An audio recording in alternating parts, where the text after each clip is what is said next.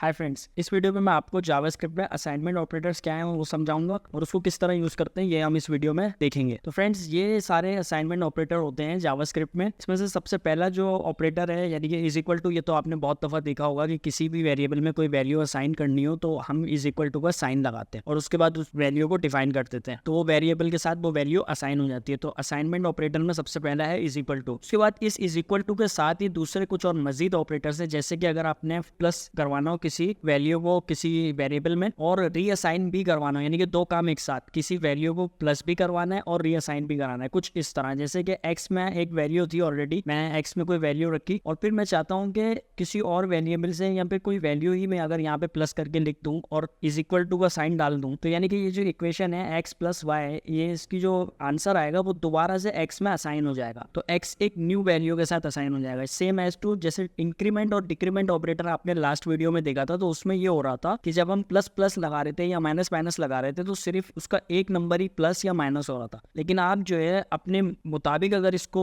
Value reassign करना चाहते हैं तो आप वो भी इसमें कर सकते हैं। तो ये इसका पूरा, अगर आप इसको डिफाइन करना चाहते हैं तो उसके लिए आपको ऐसे ही लिखना पड़ेगा x, जैसे कि x है उसकी आपको दोबारा से कोई वैल्यू रीअसाइन करनी है तो x is equal to X plus Y, कुछ इस तरीके से आपको लिखना पड़ेगा। और इसको अगर आप शॉर्ट में लिखेंगे तो कुछ इस तरीके से, जैसे कि x plus is equal to Y, तो वो उसमें वैल्यू प्लस भी करेगा x और y की, और उसी वैल्यू को जो उसका जो आंसर आया है उसको वो दोबारा से x में रीअसाइन कर देगा। इसी तरह अगर आपने माइनस करना है तो माइनस में भी इसी तरह से आप इसको x minus is equal to Y कर सकते हैं। अगर आपने मल्टीप्लीकेशन करवानी है तो उसमें आप असाइनमेंट ऑपरेटर के साथ इज इक्वल टू के साथ आप मल्टीप्लाई अगर पहले लिख देते तो वो मल्टीप्लाई करके उसकी जो वैल्यू है, उसका जो आंसर है, उसको दोबारा लाके x में सेव कर देगा। अगर आपने डिवाइड करनी है वैल्यू तो आप डिवाइड करके भी ऐसे रीअसाइन कर सकते हैं वैल्यू। मॉड्यूलस में भी आप इस तरीके से कर सकते हैं, यानी कि मॉड्यूलस वो उसका निकालेगा और उसके बाद जो है दोबारा उसमें वैल्यू रीअसाइन कर देगा। और एक्सपोनेंशियल वैल्यू के साथ भी आप यही कर सकते हैं कि x की पावर y, उसका जो आंसर आएगा वो दोबारा से आके x में सेव हो जाएगा। तो चलिए अब इसकी प्रैक्टिस करते हैं। तो फ्रेंड्स, इससे पहले की वीडियो में मैंने आपको plus minus assignment operator, arithmetic operator सारे बताए थे, तो वही डॉक्यूमेंट मैंने यहाँ पर ओपन कर लिया है। तो अब इसमें हम देखते हैं कि हम असाइनमेंट ऑपरेटर किस तरीके से यूज कर सकते हैं। तो यहाँ पर मैंने आपको कुछ इस तरीके से लास्ट वीडियो में करके दिखाया था, जिसमें c के अंदर a प्लस बी यानी कि एक न्यू वेरिएबल बना के उसके अंदर जो है मैंने a प्लस बी की वैल्यू लगा दी थी। लेकिन अब के हम ऐसा करेंगे कि हम a के अंदर ही दोबारा से एक न्यू वैल्यू को रीअसाइन करेंगे। तो मैं यहाँ पर इसको हटा देता हूँ, मैं यहाँ लिखता हूँ a, और अब मैं अगर कोई इसमें वैल्यू रीअसाइन करना चाहता हूँ, जैसे कि फॉर एग्जाम्पल उस इक्वेशन के मुताबिक पूरा लिखना चाहूँ, मैं यहाँ पर असाइनमेंट ऑपरेटर उस तरह से यूज नहीं करता, तो मैं कुछ इस तरीके से लिखूंगा a is equal to a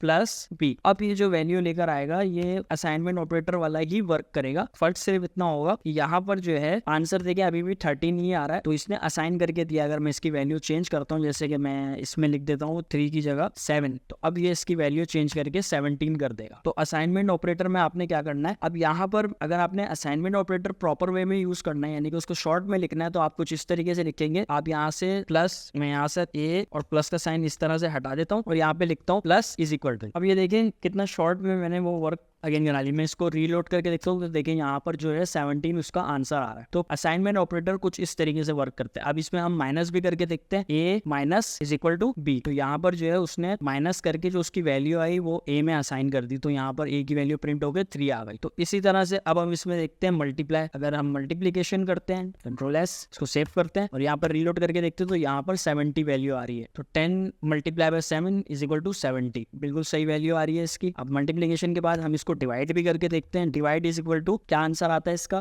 तो यहाँ पर इसका आंसर आ रहा है पॉइंट में, बिल्कुल इसी तरीके से आ रहा है क्योंकि इसका जो है नंबर बहुत बड़ा है। अगर मैं इसको थोड़ा छोटा नंबर कर दूं जैसे कि 2, और अब इसको रीलोड करके देखते हैं तो यहाँ पर 10 डिवाइडेड बाय 2, इसका जो डिवीजन आ रहा है 5। अब इसी तरह से इसका अगर हमें मॉड्यूलस देखना हो, आप इसका मॉड्यूलस देख सकते हैं, a modulus is equal to b। इसको मैं रीलोड करता हूँ तो 0 आ रहा है क्योंकि मॉड्यूलस इसका 0 ही आना था। अगर मैं यहाँ पर 2 की जगह इसमें 3 कर देता हूँ तो अब इसका मॉड्यूलस चेंज हो जाएगा 1, तो इसका रिमाइंडर जो बचा है वो 1 बचा है, तो वो आ गया है। 3 दफा ये वैल्यू प्रॉपर वे में डिवाइड हो सकी और उसके बाद 1 जो रिमाइंडर बचा वो यहाँ पर मॉड्यूलस के तौर पे आ चुका है। तो मॉड्यूलस ये है। फिर इसके बाद एक्सपोनेंशियल वैल्यू को देखते हैं। यहाँ पर मैं डबल स्टार यूज करता हूँ, सेव करते हैं इसको और देखते हैं। तो 10 की पावर 3 इज इक्वल टू 1000। अगर मैं इसको 2 कर देता हूँ, अगर मैं इसकी वैल्यू छोटी कर देता हूँ, जैसे कि यहाँ पर मैं 4 कर देता हूँ ऊपर और इसको सेव करते हैं, तो 4 की पावर 3 इज इक्वल टू 64 इसने आपको करके दे दिया है। तो कुछ इस तरह से आप जो है असाइनमेंट ऑपरेटर्स को प्रॉपर वे में यूज कर सकते हैं। तो इससे फायदा ये होता है कि आप आपका वर्क जो है बहुत ईजी हो जाता है और काफी शॉर्ट में आप अपना वर्क इससे करवा सकते हैं जावास्क्रिप्ट में। और सिर्फ जावास्क्रिप्ट में नहीं, आप दूसरी कोडिंग लैंग्वेजेस भी पढ़ते हैं तो उसमें आपको मिलेगा कि आपको उसमें अर्थमेटिक ऑपरेटर और असाइनमेंट ऑपरेटर आपको सब मिलेंगे। तो ये जो है एक कॉन्सेप्ट के तौर पे भी है कि आप जब भी कोई कोडिंग लैंग्वेज सीखें तो उसमें जो है सारे कॉन्सेप्ट्स को आप देखें अच्छे तरीके से, क्योंकि वही कॉन्सेप्ट आपको दूसरी प्रोग्रामिंग लैंग्वेजेस में भी मिलते हैं। जैसे कि पाइथन में भी आप अगर देखेंगे तो आपको ये सब चीजें मिलेंगी। आप अगर .NET में देखेंगे या PHP में देखेंगे तो उसके अंदर भी आपको सेम यही लॉजिक्स मिलेंगे। तो आप कोई भी प्रोग्रामिंग लैंग्वेज अगर पढ़ते हैं तो आपको दूसरी प्रोग्रामिंग लैंग्वेजेस सीखने में भी फिर प्रॉब्लम नहीं होती। तो आप इसको अच्छे तरीके से वीडियो कोर्स को लें ताकि आपको जो है मजीद आगे फील्ड में बढ़ने में आसानी हो। Thank you so much for watching this video. अगर आपको ये वीडियो पसंद आई तो लाइक, शेयर और सब्सक्राइब करिए ताकि हर न्यू आने वाली वीडियो का नोटिफिकेशन आपको मिल जाए। मिलते हैं नेक्स्ट वीडियो में।